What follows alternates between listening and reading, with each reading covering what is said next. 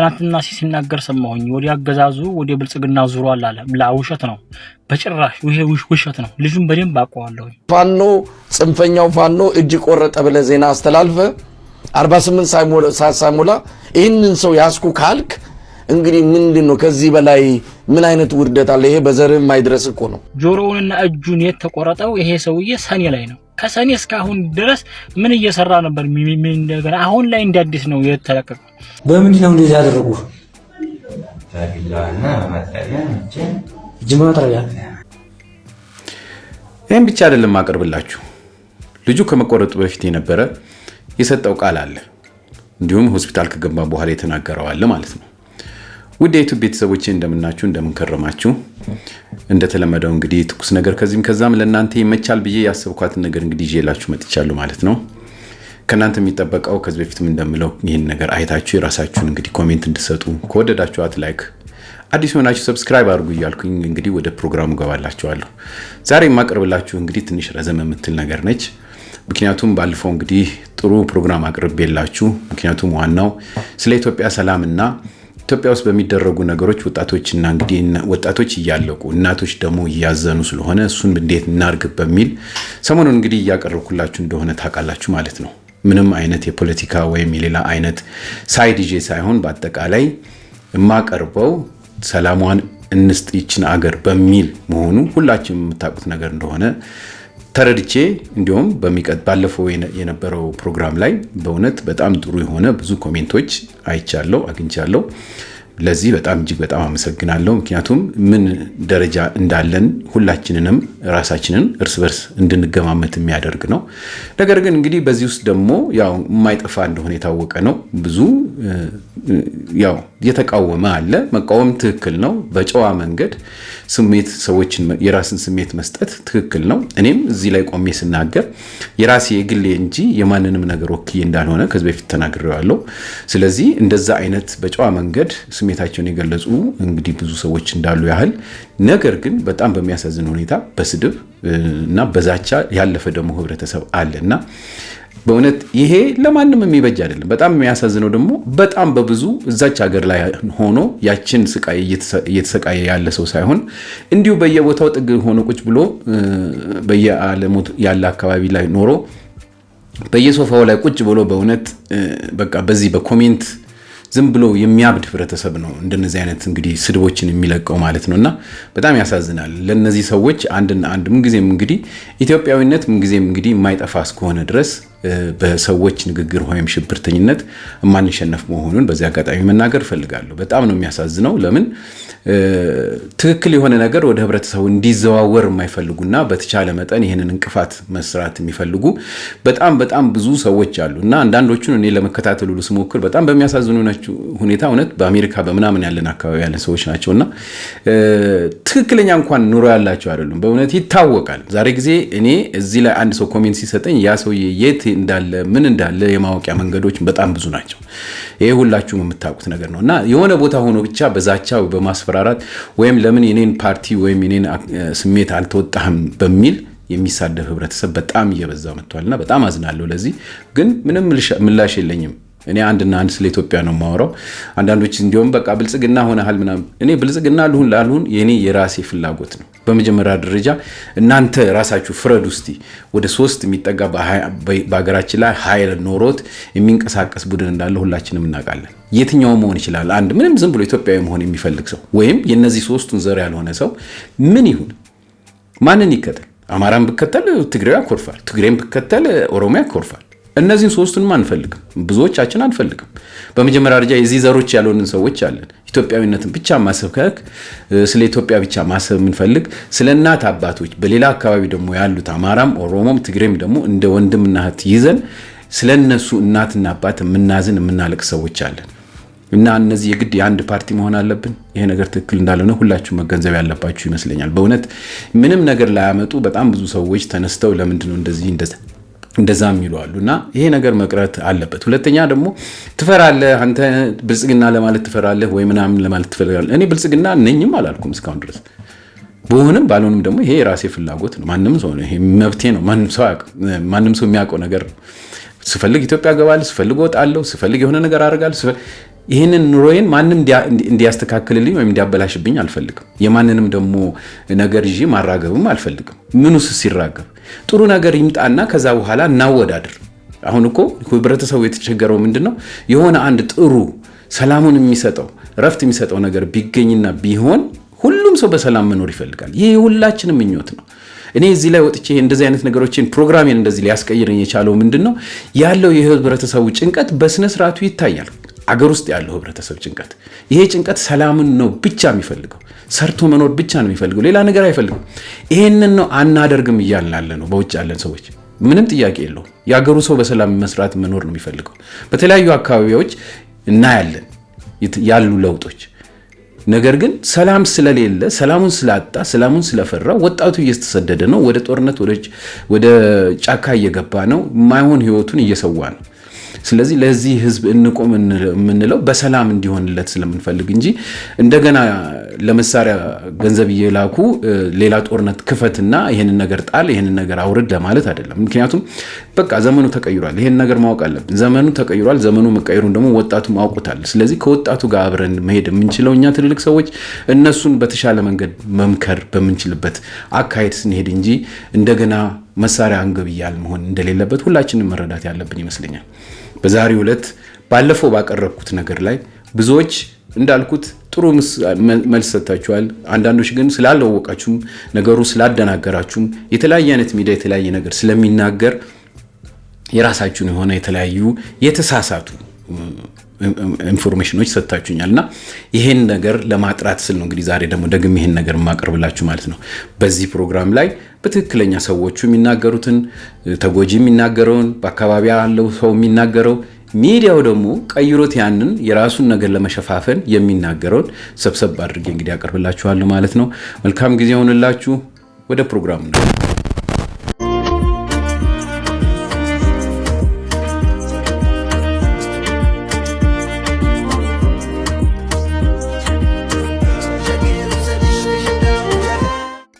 እኔ የምለው መሬት ቢንጠቀጥ፣ በሽታ ቢስፋፋ፣ እሳተ ገሞራ ቢፈነዳ እኛ ኢትዮጵያውያን የማይገርመን የማይደንቀን ስለምንም ነገር ግድ የማይሰጠን ደንገጥ እንኳን የማንል ህዝቦች ሆነናል። ግድ የለሽነት አይመስለኝም። ህይወት እንደ ብረት በእሳት ስላሰለጠነችን ይሆናል። አውሎ ንፋሶች ደጋግመው ቤትህን እያፈረሱ እያየ ስታድግ መረበሽ ታቆማለህ። መከራና ስቃይ ደጋግመው እያነሱ ሲያፈርጡ ከወደክበት ተነስተህ ወገብህን ጠበቅ አድርገህ መንቀሳቀስህን ትቀጥላለህ። እኛ ኢትዮጵያውያን ሙሉ የዓለምን ታሪክ መጽሐፍ ለመሙላት የሚያስችል በቂ ችግርና ስቃይ አይተናል። ስለዚህ ከባድ ነገር በሆነብን በማግስቱ ምንም እንዳልተፈጠረ ከእንቅልፋችን ተነስተን ጉዟችንን እንቀጥላለን። ስለዚህ አሁንም ምድር በመንቀጥቀጥ ስትናወጥ አይዞ የባሰ ነገር አይተናል እንላለን። በሽታ ሲመጣ ከዚህም ከባሰ ተርፈናል እንላለን። እሳተ ገሞራው ቢፈነዳም ዞር ብለን ሳናየው የራሱ ጉዳይ ብለን ወደ ጉዳያችን እንሄዳለን። ስለምንም ነገር ግድ የለንም። ምክንያቱም ለሆኑብን ነገሮች ሁሉ ግድ ቢኖረን ኖሮ ያለማቋረጥ ስለሚሆኑብን ያጠፉናል። ስለዚህ ጠንካሮች ሆንን፣ የማይናወጥ መከራ ችግር ተቋቋሚዎች ሆንን። ብንጠበስ የእሳቱ ማገዶ ነዶ ያልቃል እንጂ እኛ አናርም። እንደዛ ይሆን ነው የሚመስለኝ። አባት አያቶቻችን ሳይሰበሩ በጽናት መከራን በመቻል የተገነባ ብሔራዊ ጡንቻ በደማችን ውስጥ አውርሰውናል። ነገር ግን የኛ ድንዛዜ፣ መፋዘዝ፣ ትኩረት ማጣት፣ ቸልተኝነት ግን ከመጠን በላይ በዛ። ነቃ ደንገጥ ማለት አለብን ወገን። ራሳችንን ማንም እንደማይነካን አድርገን ስለምናይ ብቻ ምንም አይጎዳንም ማለት አይደለም። እኛም እንቆስላለን፣ ያመናል፣ እኛም ይሰማናል። ሰዎች አይደለን? ከነገሩ ውጪ ወዴት ነው ሄደው ሰውዬ እንዳትሉኝ፣ ይሄን ነገር ላቀርብላችሁ የፈለኩት ለመሰላችሁ በዓለማችን በዚህ ሰዓት በጣም በከፍተኛ ደረጃ እየተወራና ብዙ አገሮች ደግሞ በራሳቸው ላይ ያለፈና እየተጨነቁ ያሉት ይህ ቮልካኖ ለኢትዮጵያውያን ምንም ቦታ የለው። ይኸው እንደምታዩት እኛ እንግዲህ በሌላ ነገር እርስ በርስ እየተናኮረን እየተጋደልን ያለነው። እቺን አገር ምን ያህል እግዚአብሔር እየጠበቃት እንኳን እንደሆነ ማወቅ የሚፈልግ ማንም የለም። ለምን ስለ ሃይማኖት አሁን ስለ እግዚአብሔር ሳወራ ራሱ እዚህ ላይ ብዙ ሰው ምን አይነት ስሜት እንዳለው አውቃለሁ። ምክንያቱም በኮሜንታችሁ በብዛት ሰዎች ገልጻችሁልኛል። እና በጣም በሚያሳዝን ሁኔታ ሰዎች እውነቴን ነው የምለው እኛ እርስ በርስ እንዲህ እንጋደላለን፣ ፈጣሪ ግን እየጠበቀን ነው። ስለዚህ ማንኛውም አይነት አካል ተነስቶ የሆነ ነገር ላርግ ቢል የእግዚአብሔር ፈቃድ ካልሆነ መሆን አይችልም። ይሄንን ልገልጽ ነው የምፈልገው። በሚገርም ሁኔታ ይህ ቮልካኑ መነሳቱ ማንም ሰው ደንታ አለውም። ነገር ግን ብዙ ኬሚካሎች ብዙ ነገሮች ይዞ ነው የሄደው። ሲሄድ ኢትዮጵያን አንዷን ቦታ ላይ ሳያርፍ ቀይ ባህርን ተሻግሮ ከየመን ጀምሮ ነው እንግዲህ ዛሬ ቻይና እንደገባ ሰምተናል። ይህ ኬሚካል ይህ እርሳስ ምናምን ያለበት ነገር ወደ መሬት ሲወርድ አትክልቶችን ምኖችን በአጠቃላይ የሚደረጉ የምንንቀሳቀስባቸውን ነገሮች በሙሉ አስቆሟል፣ ከፕሌን ጨምሮ። ይህን ሰምታችኋል። ይህ ነገር እንግዲህ ፊቱን ወደኛ ቢያዞርስ በዚህ አይነት መስመር ያሰበው አለ? በእውነት እኔ በጣም ነው የሚገርመኝ። በእውነት እግዚአብሔር ይሄን ነገር ይጠብቃል ስንል የሚቀልዱ በጣም ብዙ ሰዎች እናንተ ምናምን እምነት የሚባለው ያ ነው፣ ከእግዚአብሔር ጋር በመንፈስ መገናኘት እና በእውነት እና ኢትዮጵያውያኖች እናስብበት። አንዳንድ ነገር ስናደርግ ለመሳሪያ ገንዘብ እንልካለን፣ ሰዎች እንዲፋጩ የሆነ አንድ ኃይል አንድ ቦታ ላይ እንዲቆም ምናምን ከኛ ውጪ ሌላ ይሄንን የሚመራ አምላክ እንዳለ እያወቅን እኛ እንድንቆጣጠረው እንፈልጋለን። እና በጣም በጣም በጣም ነው የሚያሳዝነው በእውነት ይህ ጭስ ፊቱን ወደኛ ቢያዞር። ምክንያቱም ኢትዮጵያ ብዙ ጊዜ የአየር ጸባይ ሲታይ አይታችሁ እንደሆነ ከምስራቅ ወደ ምዕራብ ነው፣ ከህንድ ውቅያኖስ የሚመጣ የእርጥበት አዘል እንግዲህ ደመና ነው መጥቶ ኢትዮጵያን የሚያጠጣት። ይሄ ሁላችንም የምናውቀው ነገር ነው። ስለዚህ መሆን የነበረበት ከምስራቅ ወደ ምዕራብ ወይም ከምስራቅ መጥቶ ወደ ምዕራብ ደቡብ ምዕራብ ነው የሚሄደው። ይሁ ሜትሮሎጂስት ይሄ ነገር እንደዛ ቢሆን ኖሮ ከአፋር የሚመጣው ቀጥታ ስምጥ ሸለቆን ይዞ ወደ ታች ነበር የሚመጣው። አዲስ አበባ የለ ምን የለ ኬንያ ናይሮቢ ድረስ የሚሄድ ነው። ነገር ግን እግዚአብሔር ለዚህ እንኳን አበቃን።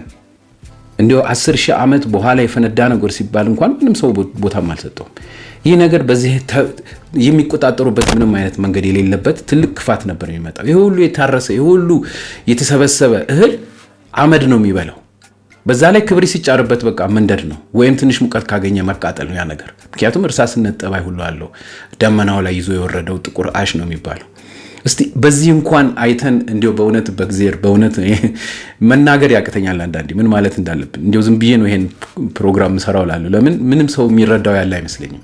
ብዙ ነገር ውስጥ ነው ያለ ነው። ያንን ሁሉ እያሳለፈልን ያለው አምላክ ነው በእውነት። ስለዚህ ይሄን ነገር በደንብ ተረዱት እና በሌላ ግጭት ብቻ ሳይሆን ከእንደነዚህ አይነት ተፈጥሯዊ ግጭት የሚያድን አምላክ አለና ይሄንን እያሰብን እንነጋገር። የራሳችሁን ኮሜንት ስጡ። ትንሽ እስቲ ለዚህ ነገር ላሳልፍና ወደ ፕሮግራማችን እንቀጥላለን።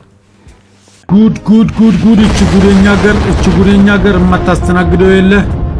እንግዲህ በአፋር ክልል ያለው ቻሌ ቮልካኖ ወደ ሰማይ 15 ኪሎ ሜትሮችን እንደተምዘገዘገ ነው የመጀመሪያ ጊዜ ሲፈነዳ እየሰማን ያለነውና አሁን ደግሞ ይህ ጭስ አካባቢውን ከማፈንም አልፎ ጅቡቲን፣ ቀይ ባህርን፣ የመንን፣ ኢራንን፣ ህንድን አልፎ ቻይና ደረሰ ይሉናል።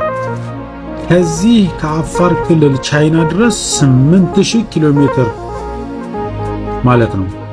8000 ኪሎ ሜትሮችን አቆራርጦ ነው እንግዲህ ቻይና ደረሰ እያሉ ያለው። እዚህ ምስሉ ላይ በምትመለከቱት መልኩ የመን ላይ መሬቱ በሙሉ ጥቁር ጭስ፣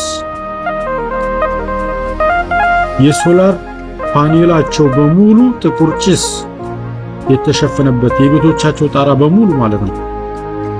ህንድ አገርም ሂዶ ትናንትና የአየር ንብረት ክልሉ በጨለማ ስለተዋጠ የአየር በረራቸውንም እንዳስቆማቸው እየሰማን ነው። አረቦቹ የመን ላይ ያሉት አረቦች ምን እያሉ ይመስላችኋል? እንደዚህ አይነት ነገሮች አይከሰቱም ቂያማ የደረሰ ማለትም የዓለም ፍጻሜ የደረሰ ቢሆን እንጂ የመሬት መንቀጥቀጥ መብዛት፣ ዕውቀት ከሰዎች ላይ መነሳት፣ እሳተ ገሞራዎች በየቦታው እንደዚህ መፈንዳት ዓለም ፍጻሜ የትንሣኤ ቀን መቅረብ ምልክት ነው ብለዋል ነብዩ አለይሂ ሰላቱ ወሰላም ይላሉ። ስለዚህ ሁላችንም ምንድነው አሁን የሚጠበቅብን? ወደ ፈጣሪያችን መመለስ፣ ተውበት ማድረግ፣ መጸለይ። ነገዛ ሚዛን አለ። እዛ ሚዛን ላይ ጥሩና መጥፎ ስራችን ሳይመዘን በፊት ወደ ፈጣሪያችን ንስሐ መግባት። አሁን በአሁኑ ሰዓት ያለ ሰው ግን ይህን እያሰበ ያለ አይመስለኝም። ምን ታስባላችሁ? አሁን ወደ ፈጣሪው መመለስን የሚያስብ ሰው ነው ያለው ወይስ ዛሬም ሆዱን ሞልቶ መዋሉን ማደሩን ማሰብ ብቻ የሆነ ማህበረሰብ ነው የበዛው? እስኪ ንገሩኝ፣ ኮሜንት ላይ አስቀምጡልኝ። የፕላስ ምልክቱን በመጫን ደግሞ ቤተሰብ መሆናችሁንም አትርሱ። ሼር፣ ኮፒ ሊንክ በማድረግ ለሌሎች አዳርሱት።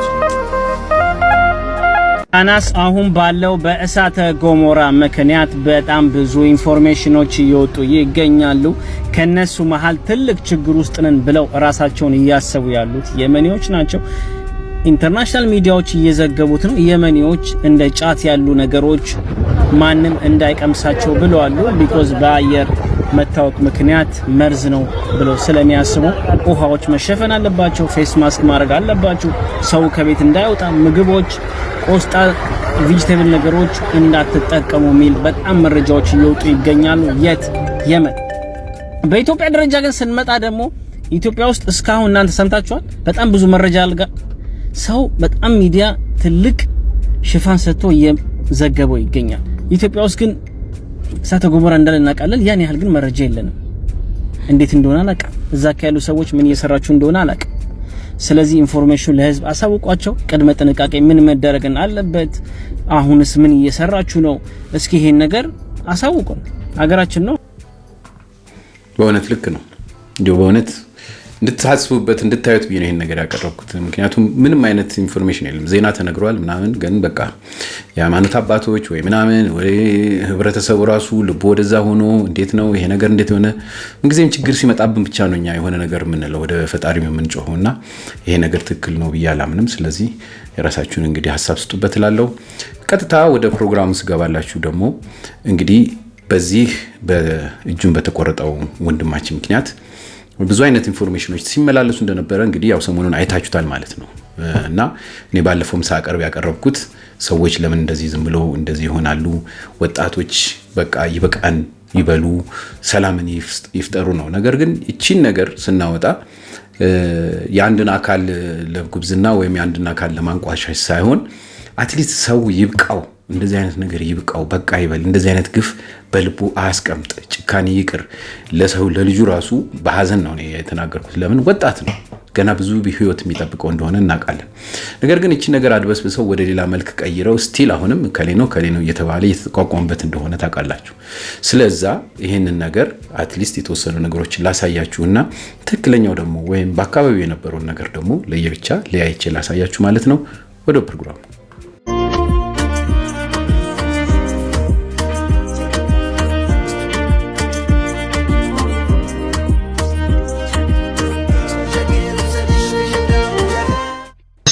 በደንብ ልግባበት አልኩና ያው ወላዲተ አምላክን እንግዲህ ያለን ገባን። ስንገባ ይሄ ልጅ ማን ነው ምንድን ነው ብለን ስንጠይቅ ከዚህ በፊት እጅ የሰጠ ሰው ነው። እጅ መስጠቱን ደግሞ እያየን ነው። በወር ራሱ የዳንግላ ኮሚኒኬሽን ይገርማቸዋል። ዳንግላ ኮሚኒኬሽን ኖቬምበር 12 በወረኢሉ ወረዳ በጫካ ሲንቀሳቀሱ የነበሩ ታጣቂዎች የሰላም አማራጭ ተቀበሉ ይላል። ህዳር 3 የበዓት ዕለት ማለት ነው። ትእዛዝ ነው ታዝዤ አድርጌያለሁ። በቃ ፋኖ ላይ ነበርኩ ማለት ነው። ከዛ በቃ ፋኖ ላይ ያለው ነገር አስጠልቶ ጽንፈኛው ፋኖ እጅ ቆረጠ ብለህ ዜና አስተላልፈ 48 ሰዓት ሳይሞላ ይህንን ሰው ያስኩ ካልክ እንግዲህ ምንድን ነው ከዚህ በላይ ምን አይነት ውርደት አለ? ይሄ በዘርም ማይድረስ እኮ ነው። እንዲህ አይነት ውርደት የለም። ፋኖ ዝም ብሎ እንትን አይደለም፣ ታጣቂ ኃይል ነው። የራሱ የሆነ ቀጠና አለው። እሱን ልትይዝ የምትችለው በውጊያ ነው። በውጊያ ነው የያዙት በ48 ሰዓት ውስጥ። ምን አይነት ድራማ! በጣም ከቅሽምናቸው በጣም ኋላ ቀር ከመሆናቸው የተነሳ እችን እንኳን መቆጣጠር አልቻሉም። በጣም የወረደ ስራ ነው የሰሩት። እውነት ለመናገር ያሳዝናል። እንደው የብልጽግና ሰፈር ያሉ ሰዎች ለአንድ ቀን ከዚህ ፓርቲ ጋር መቆየት በራሱ ምን ያህል በአይምሮ መቀንጨር ችግር ውስጥ እንደምትገባ በቀላሉ የምትረዳው ነው። እንግዲህ ሚዲያ አንዳንዴ ያው መቼ በተለይ እነዚህ ሰዎች በየቀኑ ስለሆነ የሚያወጡት እንደዚህ አይነት መሳሳት ብዙ ጊዜ ያጋጥማቸዋል። ለምን ኢንፎርሜሽኖች በደንብ ተሰብስበው አይደለም ሄድላቸው። ልክ አንድ ነገር ሲያገኙ ወደሚፈልጉት መስመር ማስያዝ ስላለባቸው ማለት ነው። ይሄ ሁሉም ጋር ያለ ነው በሚዲያ እና ምንድነው የተፈጠረው? አንደኛ ያው መቼም ብሌም ማድረግ አንድን አካል ያስፈልጋል። በሁለተኛ ደረጃ እንትኑን ለማጣጣም ምክንያቱም አመኔታ ተሰጥቷል ለአንድ አካል። አንድ ሰው እምነት ሙሉ ለሙሉ ሲኖርበት ምንም ነገር ቢሳሳት ተሳሳተ ማለት አይፈልግም። ድፍን ያደርጋል ራሱን አይምሮውን እና ይሄ በጣም ከባድ ነገር ነው በእውነት። ምክንያቱም አንዳንዴ ነገሮችን ዞር እያሉ ማየት ጥሩ ነው። ምንም ነገር ፐርፌክት የለማ በዚህ ዓለም ላይ በየትኛውም አካባቢ ላይ ችግር እንዳለ ጥሩ ነገር እንዳለ መጥፎ ነገር ትንሽም ቢሆን ሰው እስከሆነ ድረስ የሚሰራ ሁሉ ነገር ያሳስታል። ስለዚህ እቺን ነገር መያዝ መቻል ነበረባቸው። ነገር ግን ነው በቃ ምንም ነገር ሲመጣ ኖ ይሄ ነገር ትከለልም ለማንቋሸሽ ወይ እንደዚህ ነው። ይሄ ነገር የተፈጠረ ነው። ጊዜው ረጅም ጊዜ ነው። ያንን ነገር ያደረጉ ሰዎች ተናግረውታል። እንደገና ይሄ ነገር ደግሞ እንደዚህ የተፈጠረበት ምክንያት ይሄ ልጅ እጁን ከሰጠ በኋላ በስልኩ ላይ የተገኘ ነገር ተብሎ በየፌስቡክ ወጥቷል። የሰዎች ስም ሁሉ ተጠቅሰዋል። አንዳንድ ሰዎች እንደነ ዳንኤል ክብረት ምናምን ተብሎ።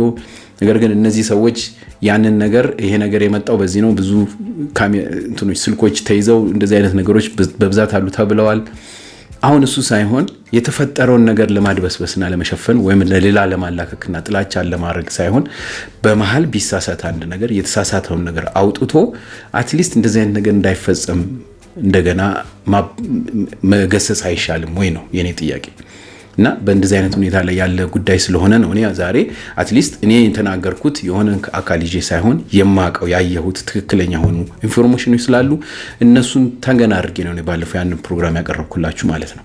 ስለዚህ በደንብ የተጣራ እንዲሆን ይሄን አቅርብ ያለው እነዚህ የተናገሩት ሚዲያ ነው። አሁን ደግሞ በአካባቢ ያለ ህብረተሰብ የሚናገረውን ላሰማችሁ።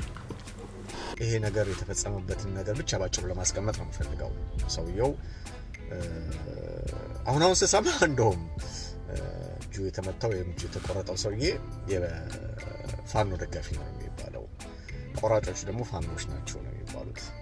እንግዲህ ዝም ብሎ እዚህ ጋር አንድ በሳል ያልሆነ ተራ እንደው ምንም ማስተዋል የማይችል ግለሰብ እንኳን ይሄን ነገር አይቶ ወይ ብልጽግና ብሎ ሊስቅበት ወይ ሊሳለቅበት የሚችለው ነገር ነው ሊሆን የሚችለው ይሄን ማሰብ። ምክንያቱም የብልጽግና ደጋፊ ስለሆነ ሰውየው ፋኖች አግኝተውት እጁን ቆርጠው ላኩት።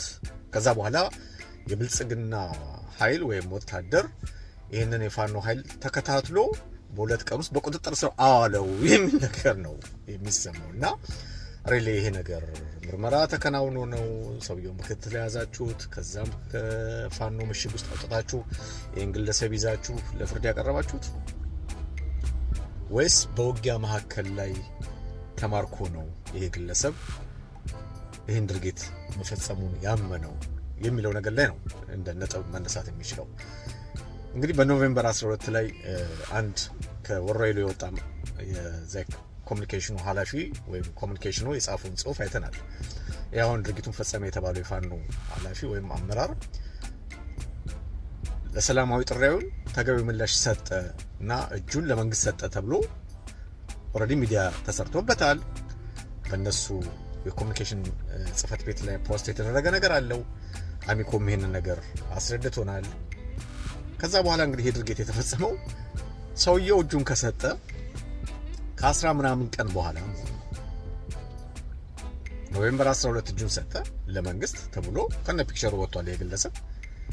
ከዛ በኋላ በኖቬምበር 20 ወደ ምናምን ይሄን ድርጊት ፈጸመ። ከዛ በቁጥጥር ውስጥ ዋለ። አረ ብልጽግናዎች፣ አረ ሼም ነው ጋይስ። እሺ ጓደኞች ሰላም ነው አለን። ትናንትና ይሄን 2 ቀን አንድ ቪዲዮ ያየው ነው ሶሻል ሚዲያ ላይ እየተንሸራሸረ ወራይሉ በፋኖ እጁን የተቆረጠው ልጅ ቆራጩን በደንብ አውቀዋለሁ። አብረን ሸዋ ነበር 2016 ላይ ማለት ነው። 2016 ላይ የሸዋ ጦር የሸዋ የአማራ ፋኖ የዘመቻ መምሪያ ኃላፊ ሆኜ እየሰራሁ የሄሊ ጋንታ መሪ ነበረ። ከፈልጋችሁ ክፍለ ጦሩን ለይኩና ክፍለ ጦር ነበር እኛ አሰግር ጦር ውስጥ እያለን እና አበበ ጢሞ የሚባለው የመከታው ቃል አቀባይ ትናንትና ሲናገር ሰማሁኝ። ወዲ አገዛዙ ወዲ ብልጽግና ዙሯል አለ። ውሸት ነው፣ በጭራሽ ይሄ ውሸት ነው። ልጁን በደንብ አውቀዋለሁ። የእጁን ቆርጦ ሰውዬ በደንብ አውቀዋለሁ። ወረይሉ ወረዳ ኪሬ ማርያም የምትባል ቦታ ላይ የተቆራጩ ደግሞ ለጌሂዳ ወረዳ ነው። ሮቢት የምትባል ቦታ የነበረ ነው። ለመንግስት ለመከላከያ ጠቁመሃል ብሎ ነው እጁን የቆረጠው። ደግሞ የቆረጠው ዛሬ አይደለም፣ የቆረጠው ሰኔ ላይ ነው። እጁንም የተቆረጠው ሰኔ ላይ ነው። ጆሮውንና እጁን የተቆረጠው ይሄ ሰውዬ ሰኔ ላይ ነው። ከሰኔ እስካሁን ድረስ ምን እየሰራ ነበር? እንደገና አሁን ላይ እንዲያዲስ ነው የተለቀቀው። ልጁን በደንብ ነው ማቀው። አስፈላጊ ተሆነ ወረይሉ ወረዳ ኪሬ ማርያም የምትባል ቦታ ላይ ብትደውሉ ይሄን ታሪክ በደንብ ታገኛላችሁ። እኔ እዛ አካባቢ ይሄ ደግሞ ከሸዋ ጦር በርግጥ እነ አበበ ጢሞ ያንን ቃል የሰጠችው ወዲ አገዛዙ ኃይል ገብቷል ያ ውሸት ነው። ሸዋ እንትና ላይ ነው። አለቃው ናቲ ይባላል። የሽክፍ ልጅ ነው። ናቲ ይባላል።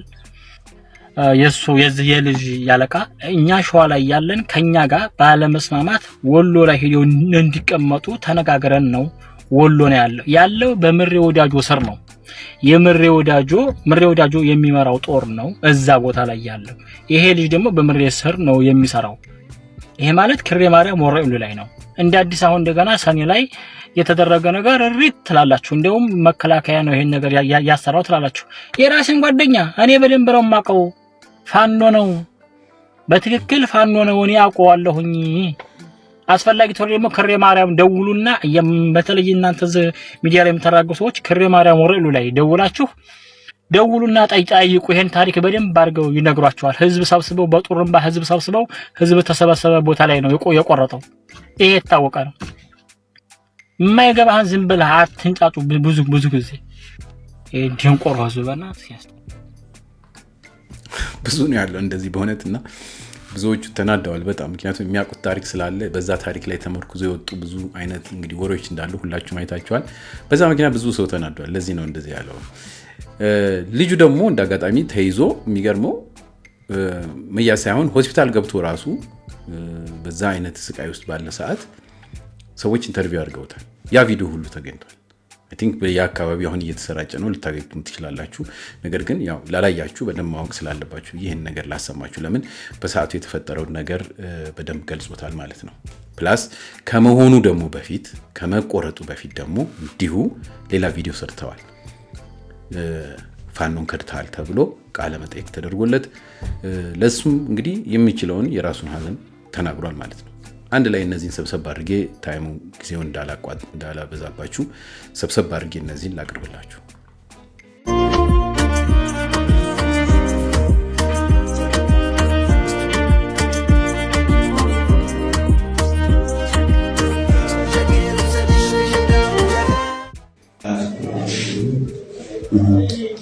አህመድ የሚባለው የሌላ ነው። እዛው ክሬ አህመድ እሺ። ቃሉ የሚባለው እዛ ከተባለ ቃሉ ለማ ቃሉ ጣሰው ምን አረክ ብሎ ነው እንትን ያሉ ተርገና የመጣው እነሱ ጋር ብዙ ቆይተ ነበር። ሮብ ያልኩኝ ሙስሊማኔ ወደዛ ዙርስኪ አርበዴሲኔ ቀደም ነው የምትሄደው። የት ነው ያገኙህ? ክሬ 010 የጃማው ልጅ ምን አለ? የጃማው አወንጀ ዋናቸው ማን ነው የሚባለው? ጣሰው አፍንጫው ላይ ሳት ነገር ተቃጥሏል።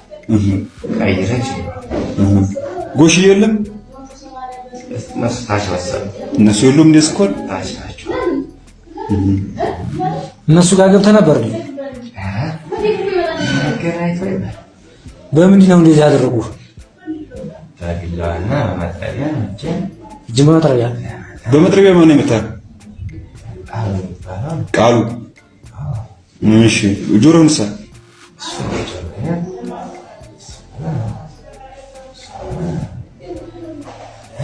ለጋምቦ ሰላም አስከባሪ ነበር እንዴ? እዚህ አይንትን መከላከያ ሄጄ ማሰልጠኛ መጣ። ከዛ ሲጀምሩ ሰላም አስከባሪ 5 ቀን ነው እንደዚህ ቆይቼ ትመጣለህ እንደውልሃለሁ ነው ነሱ እነዚህ አላሙ ከዛ ያልኩኝ አገር የት ነበር? እዚህ እኮ ጣሊያን ሰይድን ብሬ ሴፍቲኔት ምናምን ነው። ትውልድ መንደር ተደረባሉ ጓደኞቼ ናቸው እነሱ ቤተሰቦች። ትውልድ መንደር ባለፈ እዚህ አንዱ የተሰራ ዘመድ ያለ ማን ነው? ያክስቴ ባል አንዱ አሁን ባለፈ የሞተ ሁለት ሚስቶች አልሞቱ።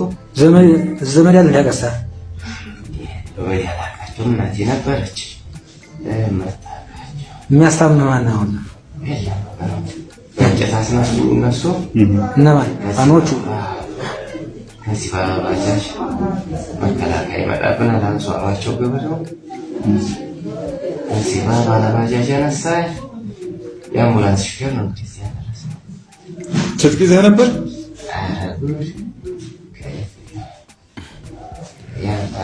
የት ቦታ ላይ እንዲያደርጉ? ክሬ የከተማው ማርያም የምትባለው ያለው። መቼ ነው እንደዚህ ያደረጉ? ዛሬ ስንት ሰዓት? ትናንትና 4 ሰዓት ነው እንደዚህ ያደረጉ?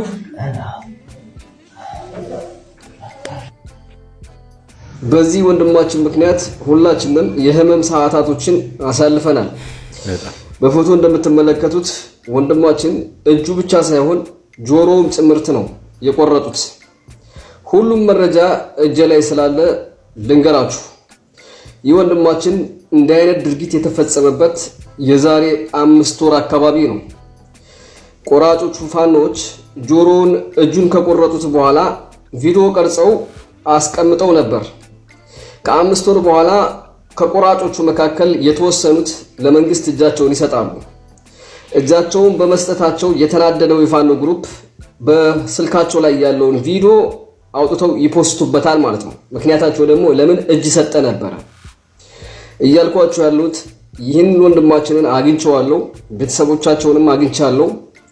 ኖርማሊ እጁ ብቻ ሳይሆን እንደምትመለከቱት ጆሮውንም ነው የተቆረጠው። ቪዲዮ ማየት ከፈለጋችሁ ደግሞ የልጁ ቪዲዮ አለ፣ ግቡና ተመልከቱ ማለት ነው።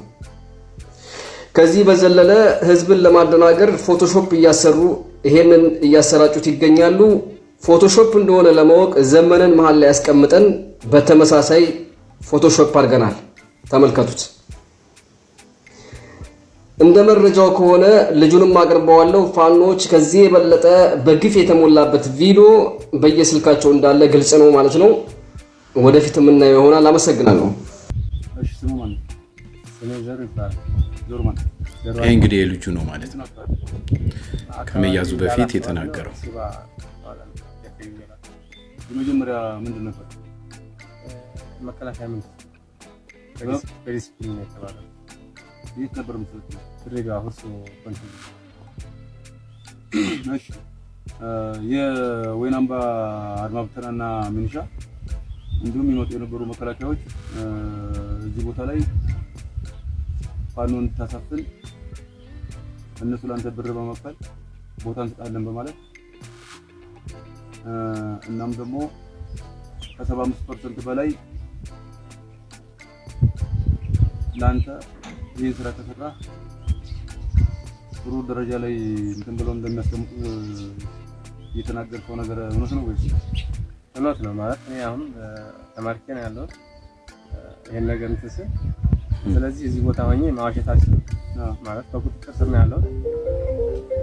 የብልጽግና አመራር ልኮኛል። የአማራ አመራሮች በተሰበሰቡበት ቦታ በድሮ እንድንወስድ ይሄን አጣራ ቤት ይሰራልሃል፣ ቤተሰቦች ከተማ ቦታ ላይ ይቀመጡልሃል። የቤተሰብህን ጥበቃ የአንተ ጥበቃ በእኛ ውስጥ ይሆናል። ለአንተኛ ስላለ እንደጀን ነው እና ይሄን ስራ ብለው ልከውኝ በቁጥጥር ስር ውለው ያለው።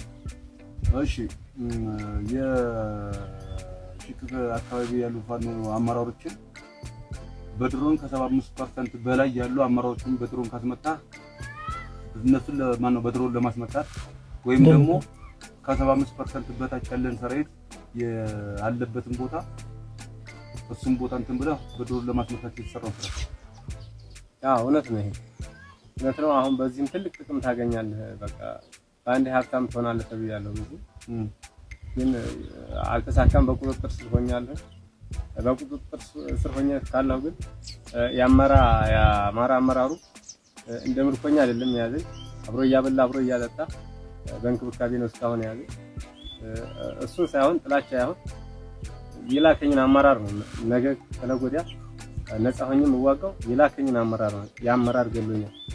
ይሄኛው ግን ትክክል መሆኑን ያወቅኩት ትክክለኛ ሰው መሆኑን ያወቅኩት ራሱ ጋር እያበላ እያጠጣ ሽሩጡን ከላው ላይ ገፎ እያለበሰ እስካሁን እንደ ምርኮኛ አይደለም ያዘኝ። እንደ ጠላት አይደለም የጠላቀጠና ለላከው አይደለም ያዘኝ። እንደ ወንድሙ ነው ያዘኝ።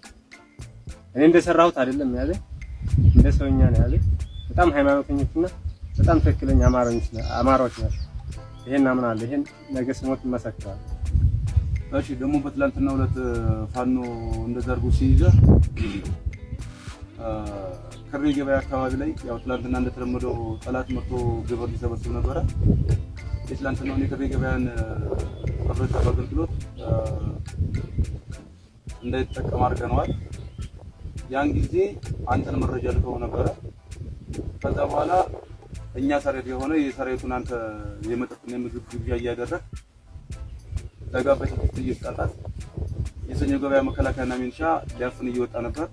መጨረሻ ላይ ተነክቶ ስልክ ሲቀማ ያለበት ቦታ ሲጠፋቸው ጠላት ተመልሷል። ስለዚህ ስም ትላለህ? ተመልሷል። ስልኬ የሚስራቸው ስልኬ ሲያል ያው እኔ እንደታስባቸው ሲያውቁ ያው እንትን ያሴሩት ሴራ እንደከሸፈባቸው ሲያውቁ ተመልሰዋል። በሰዓቱ ግን አንተ እየጋበዝክ የነበረውና ፋኖችን እዛ እያጣቸው የነበረው እነሱ ለማሳሰብ ነበር። እሺ አሁን ላይ ቢያንስ አንተ እንድማሰብ ያለብን ነገርና ለወደፊት አሁን ሌላ እንድትናገር የምፈልገው ነገር ቢኖር የሚያስገድደንም አይደለም ምንም አይደለም። ይህ ህብረተሰብ አማራ ነው። የአማራን ህብረተሰብ ደግሞ እኛ ራሳችን አማራ ሆነን እየተዋጋ ነው። በገንዘብ እየተገዛም ብዙ የምንሰራቸው ስራዎች አሉ። አሁን አንተ እነዚህ ወንድሞች ታስነው ቢያልቁ ምን ስሜት ይሰማል? በጣም ጸጸት ነው። ሪሜል ሰዓት ነው። በቃ ሞች ፈጣሪ ራሱ የሚምረኝ አይመስለኝም ሳስበው። በቃ በጣም ያስለድማል። ጸጸት ነው። ልጆች ብርድ መጥቷቸው ከራሳቸው ጉርሻ ላይ የበረዳቸው እኔን አልብሰው የሚያሳድሩ እነዚህ ምን አይነት ጭንቅላት ቢኖረኝ ምን አይነት ደንቆሮ ብሆን በቃ እንደሰው አልተፈጠርኩም ነው እና አለ ባልተፈጠርኩ ነው። በጣም ይጸጽታል። ለሌላ ወንድምም ሌላም ተልኮ የሚሰራ ሰው ካለ እኔ ቦታ ካለ ይሄን አስተምራለሁ። ነገ ጧት የብልጽግና አመራር ሊያገኘን ይችላል። እሱ ክላሽ ይዞ እኔ ድንጋይ ይዤ እፋለማለሁ። ለምን ይሻጅ አልሞታም። በቃ ይሄን ነው መሰከር ውስጥ ያለው ነገር ይሄን ነው። በቃ ውስጥ እየተሰማኝ ነው የምናገራችሁ። በቃ ማንኛችሁም ኢትዮጵያውያኖች ማንኛችሁም አማራ ለነዚህ ልጆች በቃ ቢያንስ አትቻሉ፣ አትዋጉ፣ ጸሎት አድርጉላቸው፣ ዱአ አድርጉላቸው። በቃ ነገ ፀሐይ ይወጣል። ነገ ያማራ ልጅ ሙሉ ነፃነት ይከራያል። ይሄንን ነው የምለው። በቃ ለኔ አታስቡ ማለት እኔን በኔ ልክም አትሄዱ። በቃ ግን ነገ ላላችሁ ትውልድ ይሄን ነው ማስተላለፍ። እሺ የፋኖን ስም ለማጠላሸት ሌት ላይ ማክስ እየለበሱ እንደናንተ አይነት ሰዎችን ብዙ ያንተ መሰል ጓደኞች እንዳሉ እንደሰማችሁት ነው። ትንሽ ረዘም ስለሚል እዚህ ላይ ነው ያበቃሁት። እንግዲህ በጣም በሚያሳዝን ሁኔታ እንግዲህ እንደተመለከታችሁት እነዚህ ሰዎች ይሄን ድርጊት ሲፈጽሙ በስነ ስርዓቱ በመረጃ ነው ሁሉ ነገር የሚያስቀምጡት።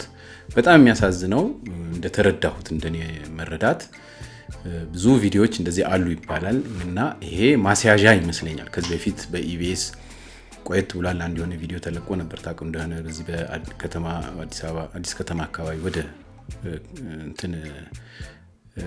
ወደ ሌላ ጫካ ሄዳ የሆነ ነገር እንደዚህ ተፈጠረ የተባለች ልጅ ከዛ በኋላ ያ ቪዲዮ ተሰርቶ ተቀናብሮ ልጅቷን ከዛ አካባቢ እናሽሻለን እንደተባለው አይነት ነገር ለማስያዣ አይነት ነገር ከዛ በኋላ ፕሮሚሲንግ የሆነ ነገር ነው የሚመስለው። ምክንያቱም ልጁ እንደምታዩት ምስኪን ነው፣ ታዞ ነው። ከዚህ በፊትም ተናግሯል። ወታደሩ ታዞ ነው።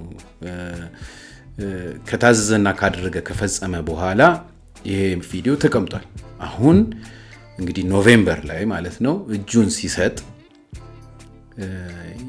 እስከዛሬም እንግዲህ ምናልባት ተጸጽቶም ቢቆይ የቆየው ለምንድን ነው ይሄ ነገር ይሰጥብኛል በሚል ሊሆን ይችላል። ግን አሁን ልክ እሱ እጁን ሲሰጥ እንግዲህ ያው የተደበቀ ነገር ወጣና ለህብረተሰብ ቀረበ ማለት ነው። ይሄ ነው እንግዲህ ባጭሩ የሁሉ የሰሞኑ ታሪክ ሲጣጣ ይመስለኛል። እንግዲህ ለምን ከአንድ አካል መጣ እንዳይል የከለከለም ነበረ። ነገር ግን በመሃል እንግዲህ የተለያየ የተበታተነ ግሩፕ ስለሆነ እንግዲህ በዚህ በፋኖ ውስጥ ያለው ይሄን ነገር ያናደደውና የዚህን ሰውዬ መለየት ሰውዬው በጣም ትልቅ ሰው ነው። አሚን ፖዚሽኑ ትልቅ ነው የዚህ የተያዘው ወይም እጁን የቆረጠው ማለት ነው። ስለዚህ የዚህ ሰው መለየት በጣም የተቆጩ ሰዎች ይሄን ቪዲዮ ወደ ሶሻል ሚዲያ ላይ ለቀቁ። ይሄን ነገር ተከትሎ በየሰሞኑ የምናያቸው የተለያዩ አይነት እንግዲህ ቲያትሮች ተፈጠሩ ማለት ነው። በአጠቃላይ ህብረተሰቡ እየተገነዘበ እንዲኖር ነው የሚፈልገው። ፎልስ የሆኑ የተሳሳቱ በጣም ብዙ ኢንፎርሜሽኖች ስላሉ ይሄንን ኢንፎርሜሽን ትተን አሁን በቃ የምንልበት ሰዓት መሆን አለበት ብዬ ነው ማምነው። በተለይ ወጣቱ ይብቃው። ከዚህ በኋላ ወደ ጦርነት ዝም ብለን አንማግደው። ከዚህ በኋላ ለሚመጣው ነገር ጎበዝ የሆነ በንግግር ወይ በምን የሚያሸንፍበትን መንገድ ይፍጠር እንጂ መሳሪያ ተሸክሞ ካሁን ወዲያ የማይሆን ነገር ሊሆን ስለሚችል ይሄንን ነገር ሁላችንም እንገንዘብ እና እንደነዚህ አይነት ነገሮች ቢቆሙ ጥሩ ነው ላለው ቅድም ሲናገር የነበረው ሰው እንደገና ደግሞ አብራርቶ ይሄንን አሁን የተፈጠረውን ነገር ግልጽ አድርጎ ይነግረናል። ወደሱ ልወሰዳችሁ።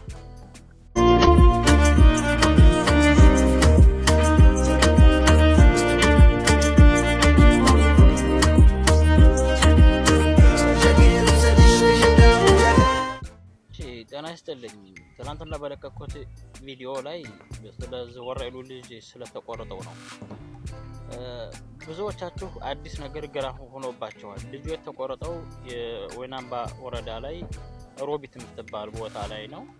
ይሄ የተቆረጠ ልጅ ፋኖዎችን እየጋበዘ አንድ መጠጥ ቤት አስገብቶ ቢራ በካሳ አውርዶ መኮረኒ እያስቀቀለ መኮረኒ ትበላላችሁ፣ ምሳ በልታችሁ ነው መከሩት እዛ ድረስ ጠጡ ብሎ ቢራ በካሳ አውርዶ ሁለተኛ እንደገና ደግሞ መኮረኒ አስቀቅሎ ምሳሌ ያበላ። በዚህ መሐከል ላይ እሱ ከቤት እነሱን እየጋበዘ 8 ናቸው 8 ፋኖዎችን አስገብቶ እየጋበዘ እሱ ውጪ እየወጣ ስልክ ይደውላል ከወሮይሉ ኃይል ቶሎ እንዲደርስ ተወይናምባና ተወሮይሉ ያለው ማነው ሰኞ ገበያ ላይ አራክ ምትባል ሰኞ ገበያ ላይ የነበረና የመከላከያ ኃይል ያ ኃይል ቶሎ መጥቶ እነሱ ፋኖዎችን እንዲያፍናቸው መረጃ እየሰጠ ነበር። ቦታ እንሰጣለን ብለው ልከውት ማለት ነው ከመከላከያ ዘንድ እጁን ተቆራጩ። ከዛ በኋላ ይሄ እጁን የቆረጠው ልጅ አጋጣሚ ይወጣል ከቤት ሽንት ሊሸና ወደ ጓሮ ይወጣል። ጓሮ ላይ ባህር ዛፍ አለ። ባህር ዛፍ ውስጥ ሆኖ ሲያወራ ቶሎ በሉ እንጂ ድረሱ ወይ ደርሳቸዋል ሲላቸው ጎሮቦ ደርሰናል ይሉታል መከላከያዎቹ። ጎሮቦ ደርሰናል አዘናጋቸው እያዘናጋቸው ጠብቀን ደርሰናል ሲሉት ይሄ ልጅ ተኋላ አጋጣሚ ይሰማዋል። ስልኩን ይቀበለውና ስልኩን ይይዞ ልጁን ወደ ቤት ያስገባና ተነሱ ውጡ ተከበናል አስከብቦናል ተነሱ ውጡ ይላቸዋል። ተደናግጠው ፋኖዎች ይመጣሉ ይዘውት ክሬ ገባይ ማነው ክሬ ማርያም መጡ። ወራይሉ ወረዳ ላይ ማለት ወራይሉ ወረዳ ላይ ክሬ ማርያም ይመጣሉ። ክሬ ማርያም ከመጡ በኋላ የአካባቢውን የድርዳኛ ሰብስበው በጥሩምባ ተነፍቶ ተሰበሰበ። ክሬ ላይ ሰው ለቅጣለ። ከዛ ይሄ ልጅ እንዲህ አድርጎናል አለ እኔና እየቀጣ እያለ ክሬ ማርያም ላይ አዙረው ገበያቱ ላይ አዙረው ከዛ ምን ፈልገህ ነው እኛ ልታስገድደን የነበረ ሲሉት ቤት እንሰጣለን ቦታ እንሰጣለን ብለው አታለው ነው አለ። እጁን ተቆረጠ። መቼ ላይ? ሰኔ ላይ። የልጁ ጥፋት ይሄ ነው። 8 ሰው ሊያስረሽድ ሲል አስቆረጡት። ያስቆረጡ ተቆረጠ። የተቆረጠ ማን ነው? ፋኖ ነው። በዛ ሰዓት ይሄ ልጅ ፋኖ ውስጥ ነው ያለው። የምር ወዳጆ አስተንተን ውስጥ ነው ያለው። ፋኖ ነው ልጁ። ሸዋ አብረን ነበር። አጣየው ውጊያ ላይ አብረን ነበር። ሸዋሮቢት ውጊያ ላይ አብረን ነበር። ዓለም ከተማ ውጊያ ላይ እዚህ ልጅ ጋር አብረን ነበር። በደንብ ነው ማቀው። ጋንታ መሪ ነው አቀዋለሁ። እኔ ዘመቻ መምሪያ ነኝ፣ እሱ ጋንታ መሪ ነው አቀዋለሁ በትክክል። አሁን ግን ይሄን እጁን ሲቆርጥ ሰኔ ላይ ራሱ ሲቆርጥ ፋኖ ነው እሱ። ለምን መረጃ ስለምንቀያየር አቅ ነበር። እንኳን ይሄን እናንተ ይሄን ነው የምትሉት። ጃማ ላይ 2016 ላይ 2016 ወደ መጀመሪያው ላይ 7 ሚኒሻ አልታረደም። አንገታቸውን በቢለው አልታረደም። ፋኖና ያረደው ያረደው ልጅ የዚህ ልጅ ጋር አብሮ የሚሰራው ነው። ጣሰው ይባላል። አስፈላጊ ሆነ እዛው ውስጥ ያላችሁ ካላችሁ ጣሰው ይባላል። ስለዚህ ይሄን ይመስላል። መከላከያ ምናምን ጅንጃን ከተል ፋኖ ነው ይሄን እንዲያጅ ያደረገው ልጁ ግን እሱም እንዲህ አይነት ጥፋት ስላጠፋ ነው እኔ አሁን እዚህ ቲክቶክ ላይ ብዙ መጫን ስለማልፈልግ እንጂ ይሄ ነው ነገሩ ያለው ነው አንዲ በኩል ብቻ ተመልከቱ ከሁለቱም አንግል መመልከት ያስፈልጋል ነው ማለት ድርጊቱ እጅግ ቢያስጠላም የሱም ያያስጠላ 8 ልጆች ተይዘው በሆን ይረሸኑ ነበር ማለት ነው ይሄን ይመስላል እንደሰማችሁት ነው እንግዲህ እውነት እየዘገየች መውጣቷ አይቀርም በብዙ ቦታዎች የተለያዩ አይነት እንግዲህ ትክክለኛ የሆኑ ከዛ ውስጥ ያሉ ሰዎች እየወጡ መናገራቸው አይቀርም ነገር ግን እኛ እዚህ ሚዲያ ላይ ወተን ባንጣላ ባንጨቃጨቅ ወይም ሌላ አይነት መስመር ባናሲዝ ጥሩ ነው ለሚለው ነው እንግዲህ ይሄንን ሁሉ እንግዲህ ለፍቼ በእውነት በተቻለ መጠን የተቻለ ጥሩ ነገር እንዲታይልኝ ፈልጋለሁ እውነት ታማኝነት ደግሞ እንዲኖረኝ ፈልጋለሁ የሆነ አንድ አካል ይዤ የምናገር ሰው አይደለም ነገር ግን እነዚህ ምስኪን ሰዎች አሁን ይሄ የሚናገረው ልጅ አገር ጥሎ ጠፍቷል እንግዲህ በፊት የፋኖ ሰው ነበር ነገር ግን በቃኝ ብሎ ወጣ ነው ስለዚህ በተቻለ መጠን ማበረታታት ያለብን ወጣቱ ከዚህ በኋላ እጁን አይስጥ ለብዙ ተጠቃሚ ህብረተሰብ ማለት ነው እነዚህ ፖለቲካ ውስጥ ያሉ ሰዎች በየትኛው ማቅጣጫ ምንም ጥያቄ የለውም በጣም ብዙ የሚገርሙ ሌሎች እንግዲህ በብልጽግና ቢሆን ያሉ ስተቶች እየወጡ ነው እየታዩ ነው ስለዚህ እንደነዚህ አይነት ለገንዘብ የሚሮጥ ህብረተሰብ ይሄንን ወጣት እያስጨረሰ ነው በተለይ በገጠር ውስጥ ያለው ህብረተሰብ እና ይሄንን መታደግ ደግሞ የምንችለው እኛ ትንሽ ከፍ ብለናል ወደ አንድ አካባቢ ሄደን ትንንት ነገሮች አውቀናል ለምን ሰዎች ምንችለውን ያህል መናገር አለብን ብዬ ነው ይሄን ነገር ማቀርብላችሁ ማለት ነው ቀሪውን ነገር እስቲ እንከተል በሺዎች የሚቆጠሩ ደግሞአለው በሺዎች የሚቆጠሩ የፋኖ ፎቶ የተሰዉ የፋኖ ፎቶዎች አሉ መሰዋታቸው ሳይሆን ሁሌም እንቅልፍ የሚረብሸኝ በሚሊሻ መሰዋታቸው አሁን ማወራቸው ላታምኑ ትችላላችሁ በሺዎች የሚቆጠሩ ብዙዎቹም በአካል የማውቃቸው በሙሉ የተሰዉት 98% በአማራ ሚሊሻ ነው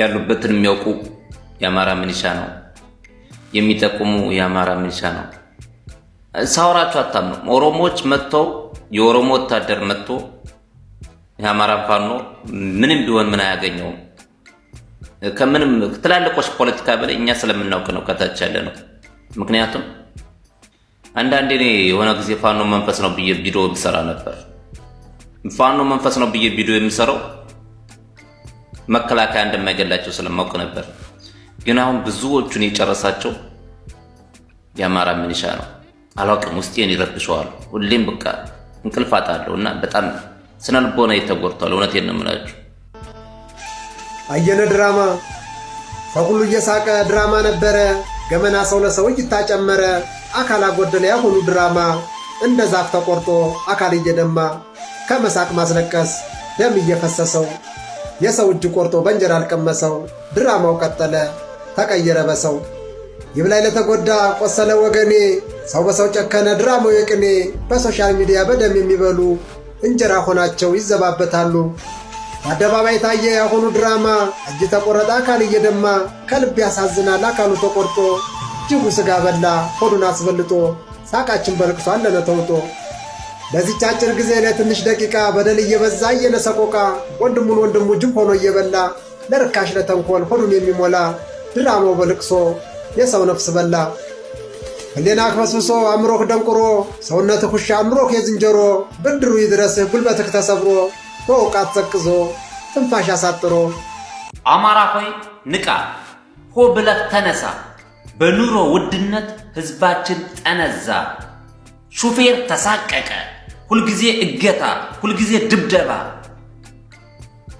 ምንሻ ሲጠይቅ እኛ አማራ ነን ብለው ያወራሉ ፋኖን ስንጠይቀው ከደሙ ነፃ ነን ሁልጊዜም ይላሉ ግራ እኮ ተጋባን ምንሻና ፋኖ ከአንድ ላይ ተባብረው መንገድ ይዘጋሉ ጥያቄ ነው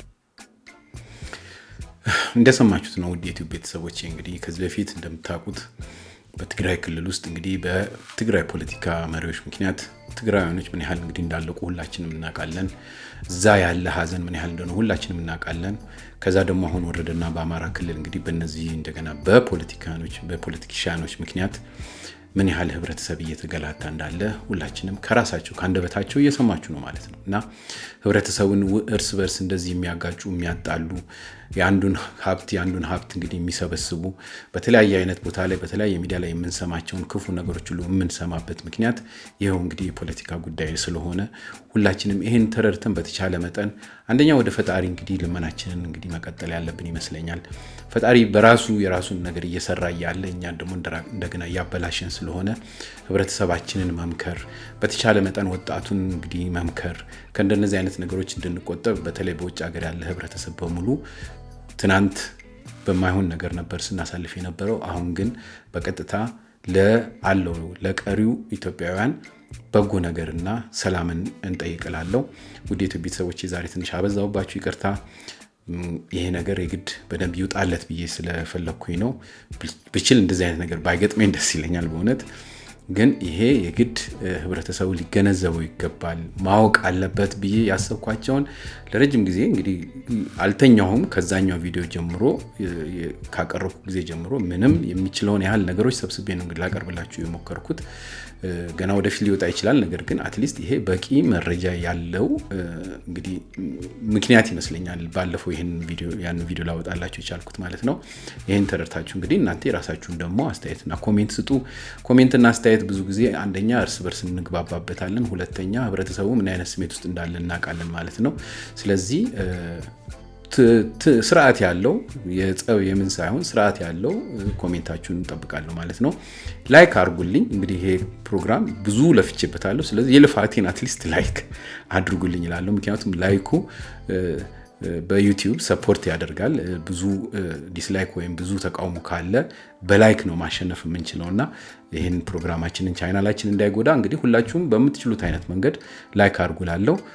በሚቀጥለው ጊዜ እስከምንገናኝ እንደዚህ የተሻለ ጥሩ ነገር እስካቀርብላችሁ ድረስ እንግዲህ ደህና ሁኑልኝ እላለሁ። የመጨረሻ አንድ ነገር ጠብ ላድርግ። ይሄን ደግሞ ማድረገው ለምንድን ነው? ማንም ሰው የራሱ የሆነ መብት አለው።